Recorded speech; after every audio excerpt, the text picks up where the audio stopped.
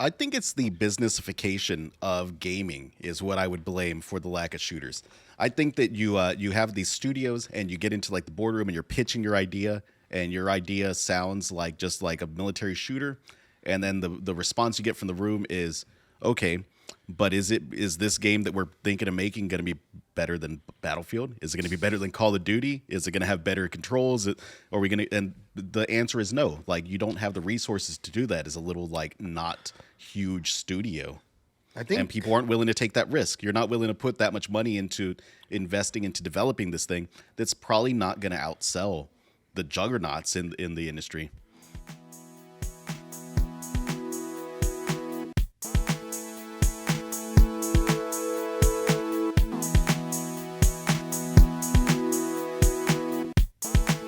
But, ladies and gentlemen, for our topic, there's some people shitting on Sony, saying that due to the lack of new shooters or action games, that they're pushing away or going away from Sony heading to Microsoft because they think that the adaptations of these game to movie films is unnecessary.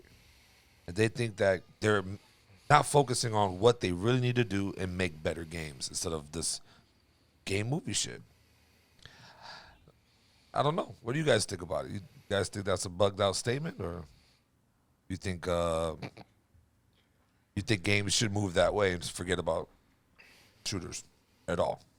I mean, I don't want to get all console wars on here, but I mean, if you look at the output of Microsoft and you look at the output of Sony, it's just incomparable. Like Sony's just like wiping the floor with Microsoft right now. Microsoft owns all these amazing studios that they should, as time goes on, they should be able to start pumping shit out that rivals or surpasses what Sony could produce. But right now, it doesn't look like Microsoft's doing much. So like, I don't know. It's hard to look at the two and be like, "Yep, I'm gonna go to the Xbox." Like in terms of quality of games, I think for the most part, everybody should just make the decision of like, unless there's not, if there's exclusives you want, go wherever the exclusives are. But just go wherever your friends are playing. That's really the main thing for me. Like, I would be bummed out if I was on Xbox. Oh yeah, playing 2K on PlayStation. It should be boring. Like, Yeah. I mean, that's kind of the reason why I left Xbox too. Came back. All you guys are playing Last of Us and all that. So, but more Microsoft is killing it when it comes to games as a service. Like Game Pass is the best value in gaming right now. There's nothing that comes close. Humble monthly, Humble Choice, whatever the hell their monthly thing is, it's all right. Sony's PlayStation Plus offerings, they're all right, but Game Pass is a little bit better. It lets you play with your Xbox friends. It gives you this constantly rotating library. They add a lot of really cool top tier games there. I mean, that Teenage Mutant Ninja Turtles, that shit came out day of. There was no like, let's wait for 3 months or whatever. It came out day of. A lot of games are released like that. Game I love Passes. my Xbox. I have one. I play it all the time. Playing Fallout 3 right now.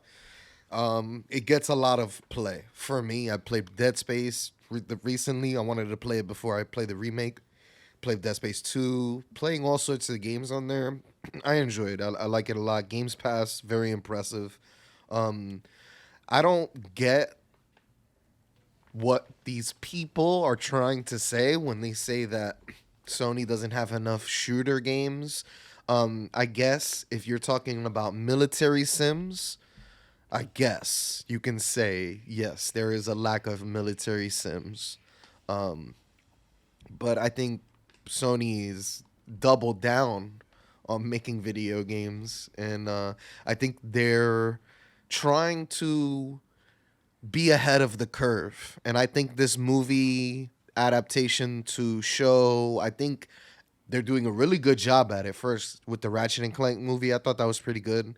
And now with Ratchet the and last Clank movie? Yeah, Ratchet and Clank had a movie, didn't they? They had a Ratchet and Clank, or was it the other one? Who was it? I don't know. I'm pretty sure it was Ratchet and Clank. I thought it was like a tie-in with not that it was a tie-in, but I thought it came out around the same time as the game. Yeah, it Maybe I'm was. tripping. Yeah, which was pretty Cool. good.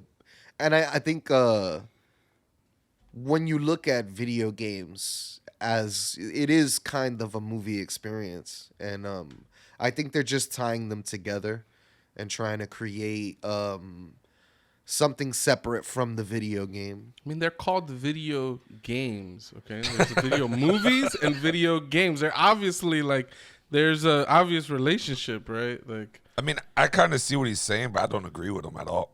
At all. Like, me as a person who likes first-person shooters or any shooters, any action kind of game, like, yeah, Sony, it's not Sony, but the developers, it hasn't been pushing a lot of those out. It's been a lot more story-based games or RPGs and shit like that.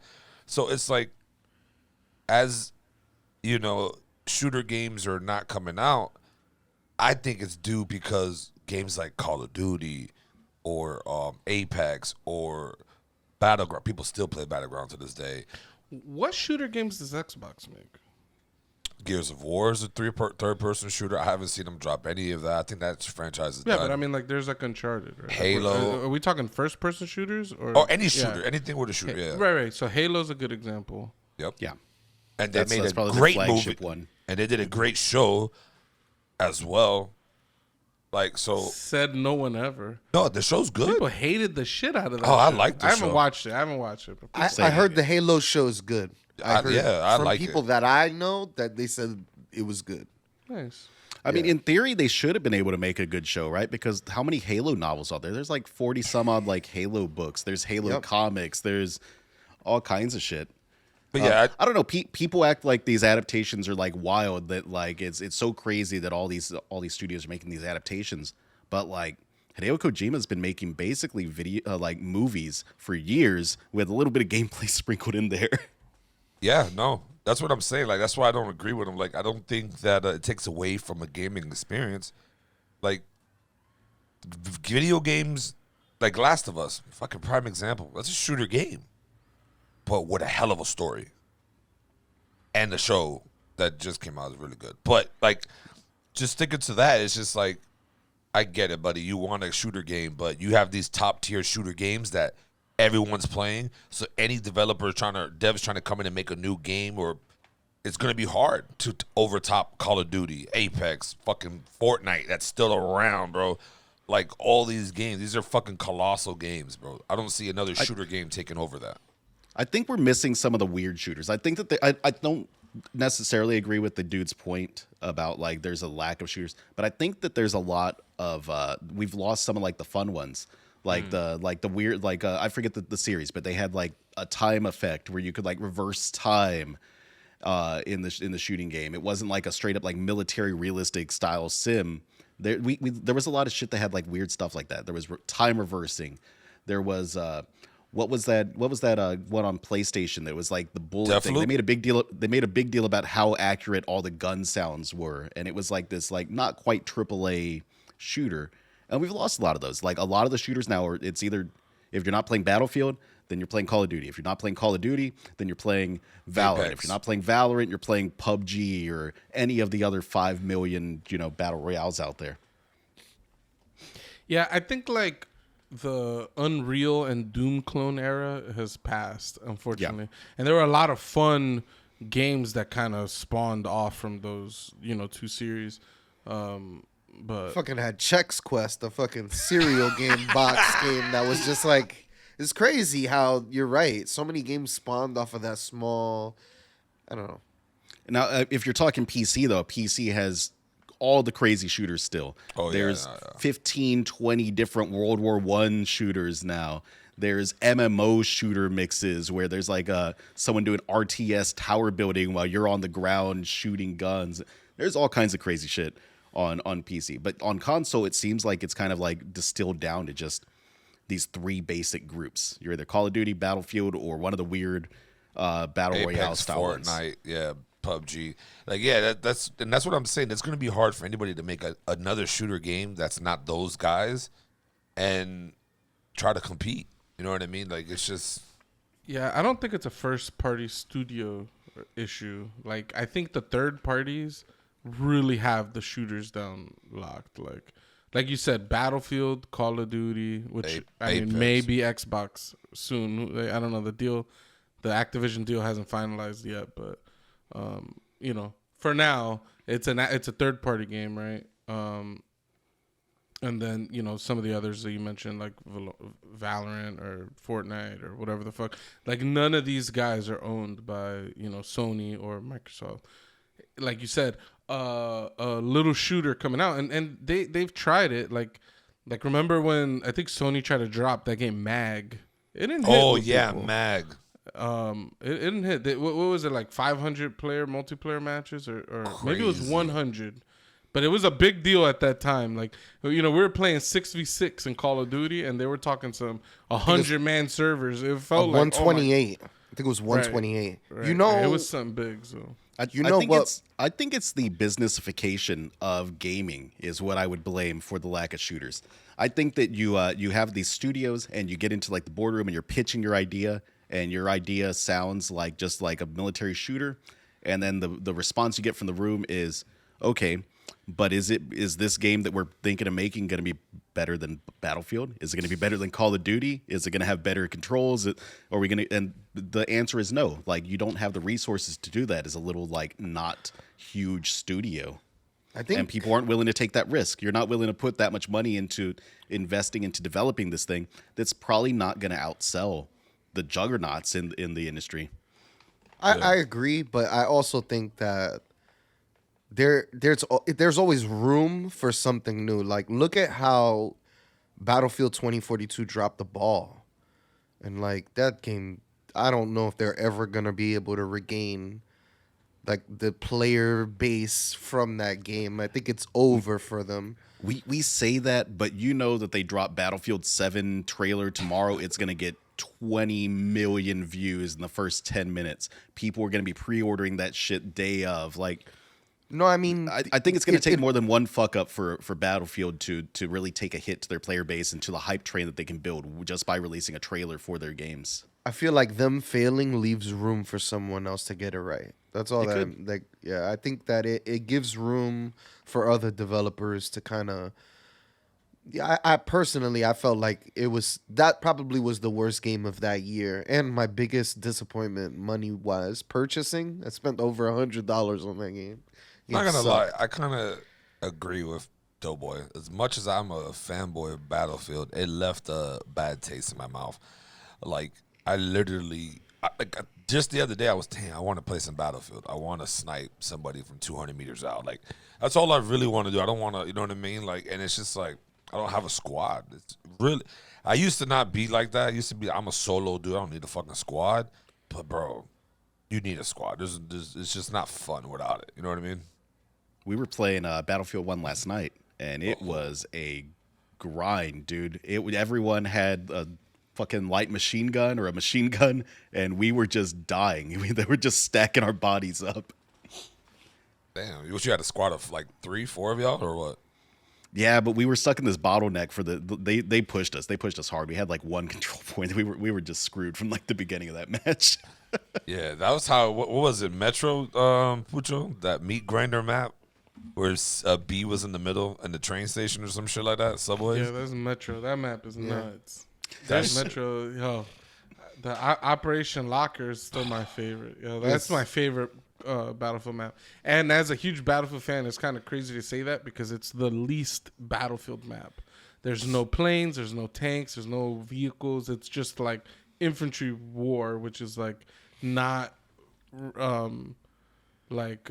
it's not faithful to like the Battlefield formula, but it's just my favorite. Just the tactics of like trying to go to different spots to like poke holes and into like the defense of whoever has that middle point is it's fun as hell. And then whipping out the shotgun and just one shotting everybody because everything is so close quarters is just so fun. It completely changed the dynamic of Battlefield, but it kept it faithful, which is what I like. Now, got a question for you guys. Do you think that The Last of Us changed the game for video game shows? Like, do you think it's like the creme of the crop? Like, we had a whole bunch of games that came out that had shows or whatever, but do you think The Last of Us is you think we all watched the first episode, so it's like, do you think that that's the masterpiece? Like, right now it's top dog. Okay, audience, in case you have not watched the first episode, there might be some spoilers in this little discussion here. Yeah, sure. Audience, in case you missed what Tony said, he said the creme de la crop. I said it, and I was trying to like, damn, like I hope no one caught it. But Or fucking creme of the Pucho. crop. I don't know. He mixed the creme de la creme and Yeah, cream exactly. of the crop. Yeah, that's what I did. The two say. Creme de la crop. Creme, I don't think he said creme de la crop, but said I like creme- that better I than list creme, creme de la creme crop. Creme de la crop is the shit. That's my new shit. Creme de la crop. Glad I had Pucho back, right? Just catches all my fucking shit. I think we needed that. It's what we were missing. We were letting you slide. Facts. I was getting away with murder out here. But yes, I think the Last of Us TV show has set a new bar of what a video game adaptation could be. And I'm really looking forward to future video game adaptations. I'm really hoping that they look at something like The Last of Us and they go, all right, we really got to fucking nail it. We can't just phone in on like, oh, people like Call of Duty, so the Call of Duty movie's going to sell. We don't care if it's faithful or if it's like not going to have certain characters. Or, you know, it's just, I don't know. Often these video game stories are just like a generic story and they just have like the characters' names and faces and there's some small references here and there. And it's just like, I don't know. It's usually why people don't like these adaptations, but I remain a little pessimistic. I think that people are just gonna. I think that like the corporate dudes that make these adaptations happen, they're just gonna be like, oh look, this video game adaptation did really well, and they're not gonna pay attention to why it did really well. And this might be another wave of us just getting some really bad adaptations. Is what I fear. I think it has a lot to do with who is making it. I think HBO doesn't really drop the ball a lot. If you ask me, like a lot of HBO shows are just, they have a level that they work at, and I think they just brought it up. And this has been in development for a really long time. Mm-hmm. So I'm excited for what's next. The show made me cry. I was feeling all sorts of emotions. I like the little additions that they made. I like the scene for scenes. Everything was great. No, yeah. I read a little bit about what's coming up in terms of because the show people have already watched the whole show, like the critics and stuff. So a lot of these reviews you're getting of the show is people that have watched, the whole thing already. Mm-hmm. Yeah, they say there's episode 3 is supposed to be intense.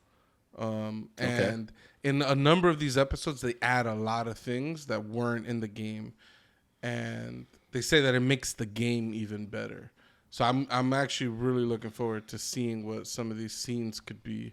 But it'll probably fill in some gaps that I guess a video game should be able to do it best, because you can make it any length. Shit, I just beat God of War. My shit is at 50 hours. The game is too fucking long. So like you could pack in a lot of side shit in a game. It's probably the best medium to do it, but Yeah. some things aren't good gameplay. So, that's probably what. So that's probably why they opted to do it in the TV show. And then the TV show has another big advantage, which is Neil Druckmann, the guy who wrote the game with, I think, Amy Penning, something like that.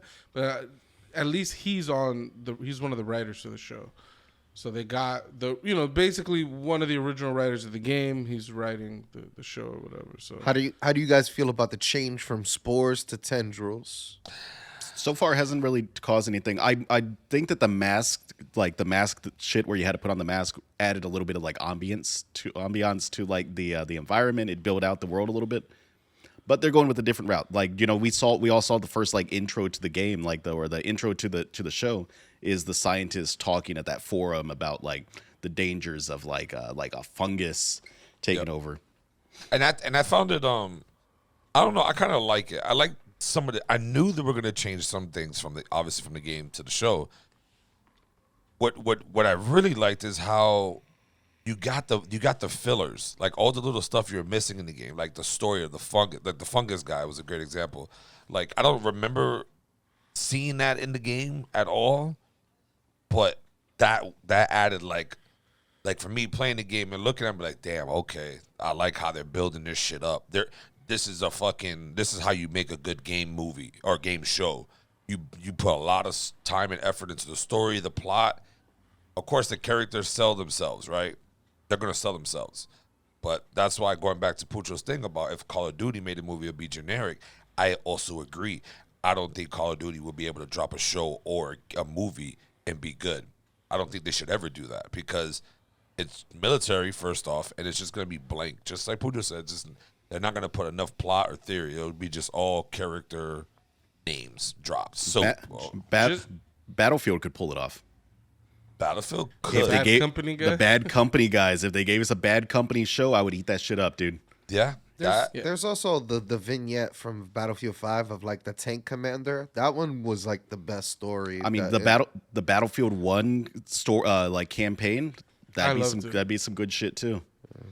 Yeah, all the little stories I had a blast with. Just to be clear, I didn't say that you couldn't make a Call of Duty movie. I was saying that what a lot of studios have done was to just take an IP such as Call of Duty and make something generic and then call it Call of Duty. And it's like, that doesn't make for a good movie. You got to kind of build this thing from the ground up as Call of Duty to make it resonate with the fans of the game as well as like casual watchers or whatever. But Steven Seagal thought he could tap into the Call of Duty people with his last few movies. If you've watched any of them, they're very tactical. Yo, there's parts where he's not even aiming. He's just shooting so bad. I did see he was holding a gun like weird in a weird way. Did y'all see the fight scene that is just him sitting in a chair the entire time? Is that a laziness thing? Like he just didn't want to film that part standing I up? just don't think he wanted to film that part standing up. He was just sitting in a chair the entire time. It's been a long day. We're going to make some changes to the scene. I'm going to have a seat. Come at me, bro. Just come at me. The love that Doughboy has for Steven Seagal is ridiculous, bro.